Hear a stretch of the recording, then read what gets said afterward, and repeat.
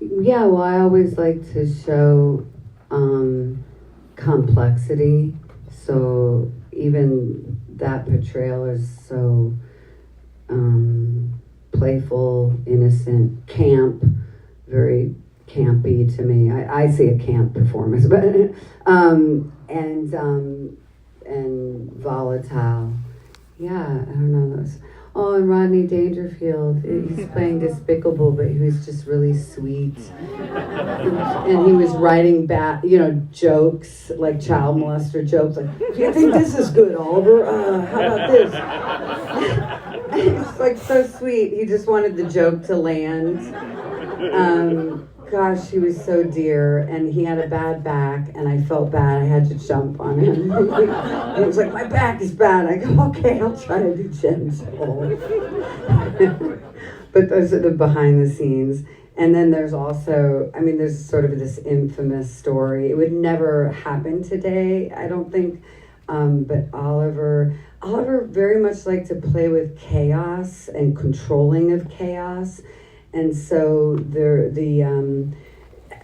riot scene in the end is done with real life prisoners who are in there for very violent crimes. But they were the upstanding prisoners of the prison, who are doing their part right and not fighting and stuff. But it was oddly therapeutic for them to sort of play fight. And really strange, wild experiences that some of these movies take me in touching of humanity. So I appreciate it in that sense. Well, you asked a question, so I'm going to go back there, yeah? At the Cape Fear screening, you likened your creative process to channeling. And so, speaking towards those primal energies, what do you think about when you tap into that? And then how do you re-enter normalcy and shed all of that intensity? Oh yeah, this is so great because you wore your cat ears. I had cat ears too, and I'm like, no one's dressing up for Halloween.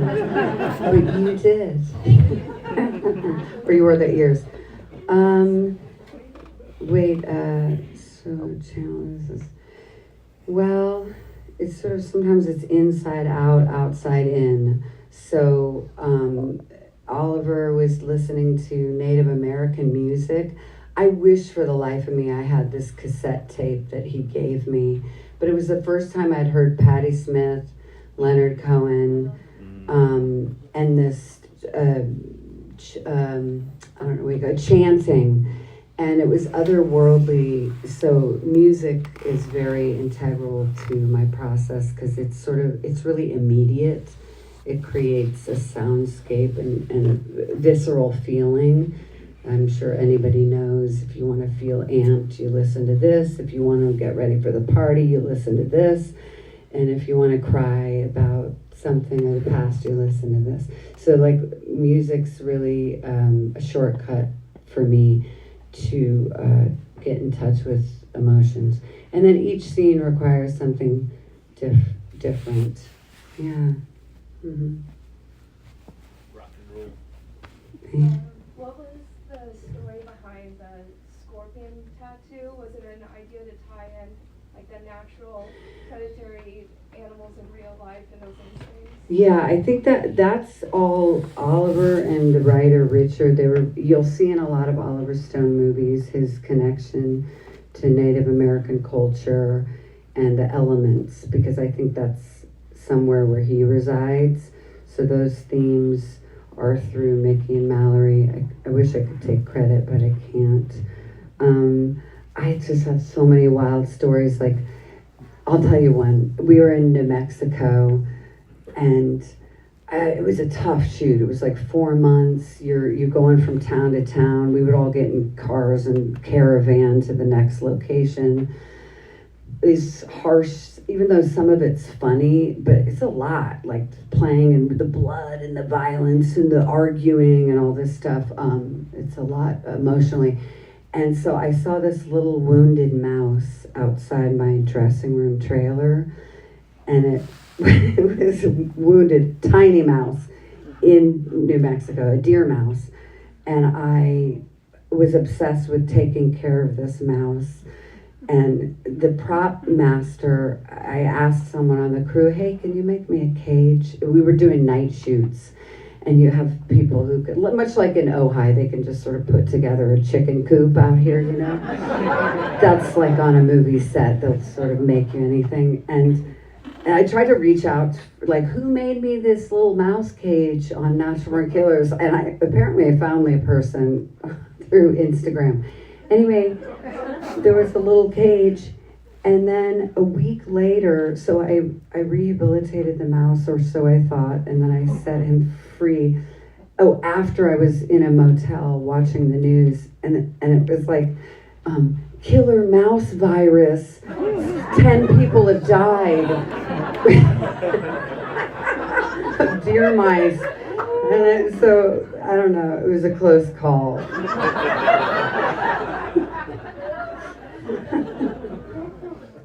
I set it free.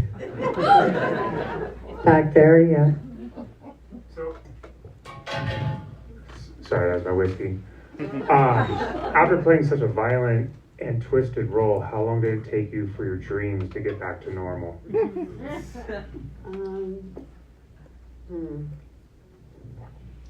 Yeah, it's weird because you go through different stages in life, and at that stage, I was going through a good bout of nihilism.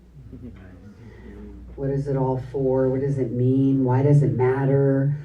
You know, am I anything? What am I doing? So I was a bit reckless in that physically, yeah, I mean, it's a rite of passage sometimes at certain ages, but I had walking pneumonia at the end of, I just had this cold that wouldn't go away, and then the set doctor was like, do you know you have a pneumonia, walking pneumonia?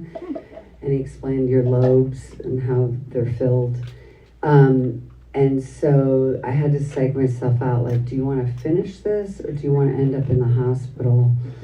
And so a lot of that stuff in the jail with the smoke and the guns, I was quite literally crawling to the finish line.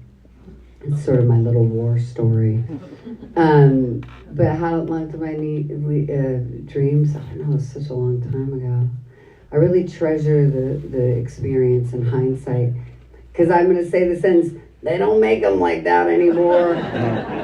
You know, it's ironic because we were all being so crazy, but there was so much gun safety on this set, and the stunt performers were top notch. The weapons teachers, I don't know the official titles, but there's so much safety to be that, to make it look the way it does, and so many experts in their fields, so it's pretty cool.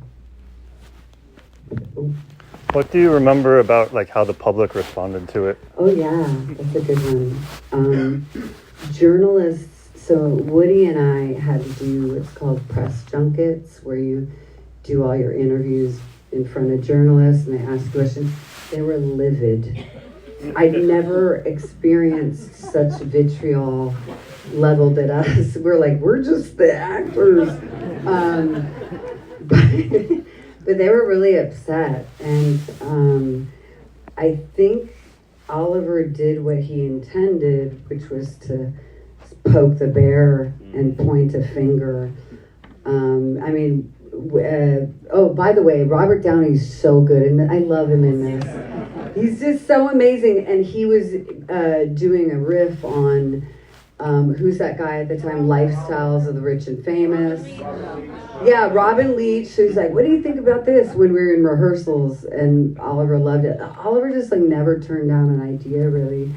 So he was doing a cross between Robin Leach and then some other, there was, I think, America's Most... Rivera, yeah. Yo, Geraldo, of course, with the hair, and of course. So it's a mashup of that. Yeah, so to answer the question, we were banned, it was banned in the UK and different places. Yeah, I get to say I was in a movie banned in the UK. Yeah, it really touched some things. Yeah. Did you get like a different response from your peers in like Hollywood at all? Oh yeah, and another thing, well, I got a nice compliment from Robert De Niro at a party. He said I was really good. So Awesome. I'll put that in my pocket. I got a couple good compliments, but you keep them for when you don't get compliments. They're good to look back on. From peers, yeah, it's something, sometimes things over time change the meaning, or, you know, it's still, some people, this is sort of camp and kitschy, but some people it's revolutionary. Like, to me, the mixed media was very exciting and new at the time. The animation, the mix was Super 8, and the lighting from Bob Richardson, the DP of this, it was just no rules, and it's really exciting to see that visually. Yeah. Can you talk about what it was like to work with Woody? Your on-screen chemistry is kind of part of what makes the movie. Thanks. Yeah, it's really funny because Woody and I, we just have an organic rapport. I feel like anytime I see him, it's like a guy I went to war with, like in my platoon. Like, we went to boot camp together.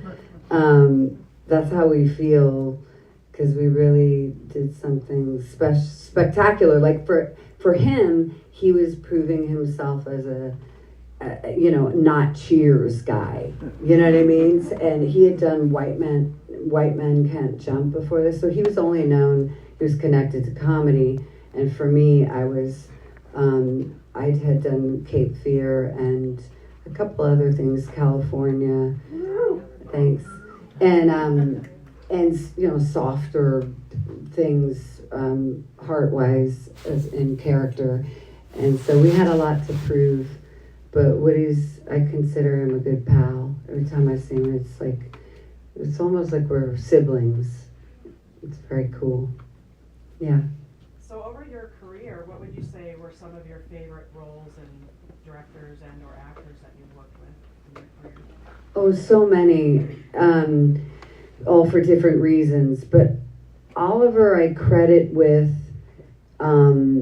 he gave me so much freedom in this that I really developed my sense of going the distance, taking risks, trying things, wild ideas, whether they work or not. Like, a lot of my yodeling or going, is like, because I said to him one time, I was like, I feel like she makes this banshee noise when she kills. And he's like, yeah, try it.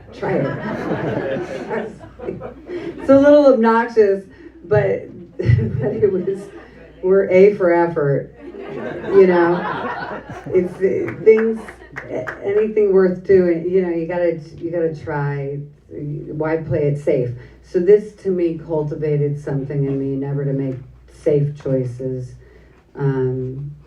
But yeah, roles, I've done a lot of things that were meaningful for different reasons. And I consider all my directors my teachers, because I'm not academically trained, so I learned things on the job.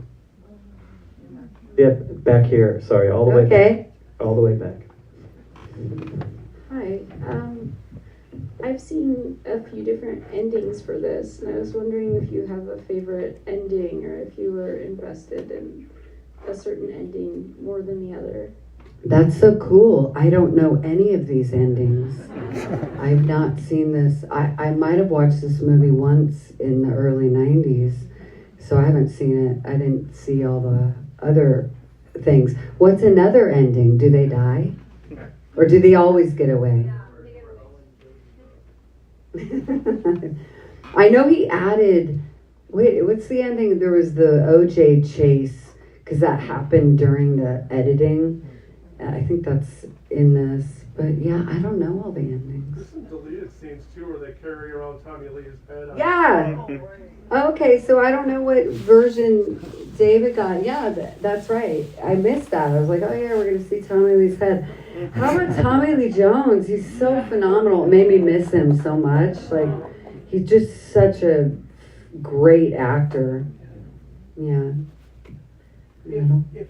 Sorry. I just have it's kind of a two-part question.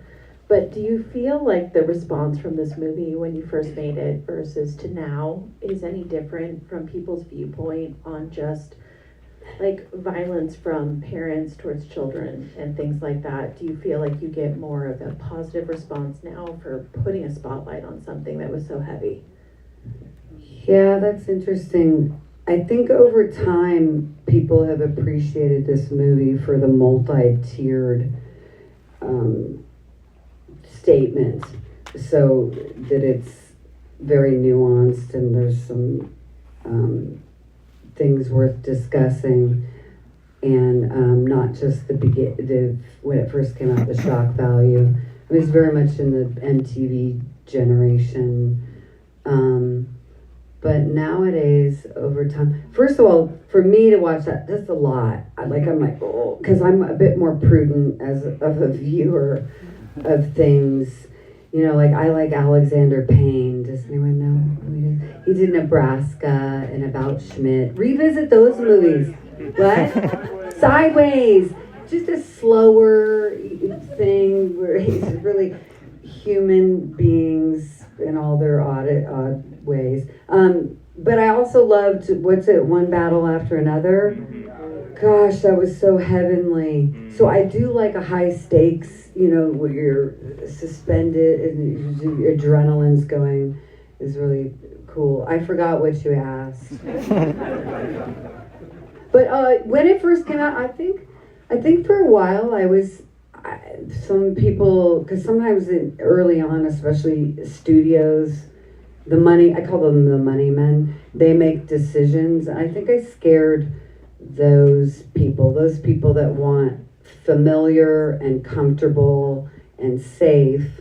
And then I tend to get hired and would work with artists who want the polar opposite. They want something they haven't seen, fresh ideas, and things that make you think a little bit differently. Yeah, finally you. If in some bizarre world Oliver Stone were to approach you and say, okay, we're gonna do Natural Born Killers Part 2, Mickey and Mallory are 30 years on, they have a family or whatever, get back to that, or would you be like, thank you for thinking of me? But I think Mickey and Mallory would have cancer. No one can carry that much rage and do bad things. I feel something chronically. That's a funny question. But if Oliver wanted to do, I've thought so much. I want Oliver to come back to movie making, but it's such a different climate. I think he's over it. But I shouldn't speak for him. I don't know why he hasn't made another movie. Yes, to the left. Just wanted to ask, you've brought up Oliver Stone many times as he's a great influence for this movie, of course, but I also wanted to ask, by any chance did you read Quentin Tarantino's original script, and do you see a lot of similarity between this movie and the other movie you got to work with him, From Dusk Till Dawn? Well, you see from filmmakers and writers an aesthetic, or sometimes there's a through line. Like, of course, Quentin wrote True Romance, but I don't remember the original script that he wrote, and I know he didn't like this one.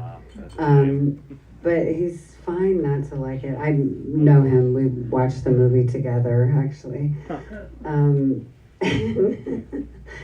Funny times. Yeah. You in the back, yeah. Do you have any particular relation or connection to Mallory as a character, and did you find comfort in that, or was she the total antithesis to you as how you are as a person? Well, I feel like I'm the mother, so I imbue the character with the life force, And I very much wanted to claim her. And even though she's the lover of Mickey and this love story, all those wacky things, like I look at it now, and I was comfortable with Woody, but like me doing scissors with my legs in the car, that's not written. But I studied ballet when I was younger, so I was like using all these other things. And then in the jail cell when she sang, I got to sing. I was a very closeted singer at the time, so I really got to use my voice quite literally and figuratively. Yeah, what else?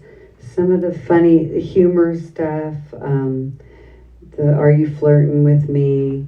Because I knew she's just little, and so I knew the element of surprise. I remember when I was trying to convince Oliver that he should hire me, because they were looking at everyone, like Julia Roberts, anyone who was popular of the time they were looking at. And I met with Oliver in his office, and I was like, I've got to convince him that I could kill him. And then I worked with Hilary Swank and something later, and she's like, did you get on, I gotta just ask, did you get on Oliver's desk and threaten to kill him? I was like, wow, that's such a cool story. No, I did not, but I like when stories become something totally insane. I might have said I could kill him, or how I would do it. So it's a little bit more nuanced. But I didn't, I just said with the element of surprise, basically, and you find people's weak spots, your, weak points, and surprise them or something. Okay. Well, you were talking about singing in this, and I couldn't help but think, how much singing did you do before you started your band, and how much, I know it's a little off opportunity, but... Well, every time I sang in a thing, which was only twice early on, it was very special to me. I was sort of unleashing this because I was singing. Oh, good. Thanks. I used to listen to a lot of jazz music, so that's what I see in that. I would imitate jazz singers, so it's a jazz voice. Yeah, that was neat to be able to do that in the jail cell scene. I really liked that scene. Oh, and then also the dancing. I started taking, that was back when they had a little bit of money to put in things, and also your research, like, I want to take up belly dancing, and then they would pay for a belly dancer instructor, or we learned, fight training and all this stuff. But yeah, some of those moves are from belly dancing training. I don't even know why, but that just came to my mind, so that's what I did. So, before taking on the role, were you looking into, obviously it's very Bonnie and Clyde inspired, but had Monster come out around the time, Eileen Warner's Monster? That's such a good question, because we looked at who were the known female serial killers, and she was pretty much the only one. But I don't think Monster was out yet. No, it came after. Yeah, you weren't looking into, girl killers or serial killers. Yeah, actually, weirdly, it's so weird how life has these cosmic or full circle moments, because my dad had given me, when I was 15, as a birthday present, a book that was the most serious or horrible women killers. He's a character actor, my dad. I don't know why and then later on when he passed away, I was like, did he anoint me? Did he know something? But I forgot what it was called, but it was Bad Women in History or something. And it would just be cliff notes. So this one poisoned her 5th husband with cupcakes. Or this one, all the way to Queen Mary, or the one you would conjure in the mirror when you were a kid. Bloody Mary. So it had everything. It was very weird. Yeah, okay. Yeah, on the right. I just wanted to say that, speaking to the therapeuticness, thank you yourself through the ordeal and the, and the creative process to channel that stuff? Because as someone who was, similar age to you at the time, but with issues, with pain and with, I would never behave that way, but it was cathartic, powerful. It was so powerful to see that anger and to see it, channeled in that way. That it was just a way. It was cathartic. That's all. I appreciate that so much because I get that reflection and I get that feedback, and it actually, in my heart of hearts, that's what I wanted to do. I wanted to carry the torch of rage and to get that feedback. Because right now I'll be like, I'll watch it and be judgy and be like, this is so campy, but there's a ferociousness, a savagery in it, and it's for that reason. And so I really appreciate that reflection, that feedback. I just want to piggyback on that because I'm of a certain age, 60, and have violence in my family. And both this movie and Kill Bill, I would second that it was really so powerful for women of our age who had so much anger and maybe even violence, and to see that embodied with camp. So but I have a question though. I'm very interested in the shamanic scene and speaking of coming full circle and fate, and it was so well done. I thought I love the element of demon being spelled out clearly, and the idea that native peoples who were in touch with that kind of shamanic wisdom could just see demon. It was like American culture. We don't walk around and see demon on people's T-shirts when they maybe have demonic possession. Right. And I was really in that he was in touch with. He had the dream, the shaman, 20 years ago or 25 years ago, and you were going to come. How did Oliver? Do you remember? I realized it was a long time ago, but how did Oliver kind of talk about or lead you into that scene, and then how much of that was primal and ad-libbed? Because I love that you crossed the line, that was bad. All the other killing was okay, but to kill the shaman. Yeah, everything you're saying is, now I remember what went on into that scene, and Oliver was quite thoughtful about those themes, and I know Woody was too, and we did ask the question, why is it now that she had a sense of heart, change of heart? So everything you just said, it went into the rehearsal process of that. And that was another night shoot in New Mexico with the great Russell Means. He was a known Native American actor who actually worked with my dad, so that was really special. And then recently I worked with his son, who would have been 10, who was all grown up. So if you talk about full circle moments, that was really meaningful to me. But everything you just said is what went into those statements were all made when we went into the rehearsal process. And I liked, at the time, just, so there were things that were written, and then things like me saying bad, bad, bad, bad. It's because me, as Juliette, was into saying repetitive words and seeing how each one could mean something different. I just was into this thing of repetitive phrases and saying a whole story with very little verbiage. So that was my own exploration, and people repeat that, the bad, bad, bad, bad. And when she's talking to him like a dog, too. Yeah. Okay, well, is that anything else? And then, Thank you. yeah. Thank you. Thanks a lot. Thanks for coming. That was wild. Thanks for being so thoughtful. Have a great night. Thank you, David.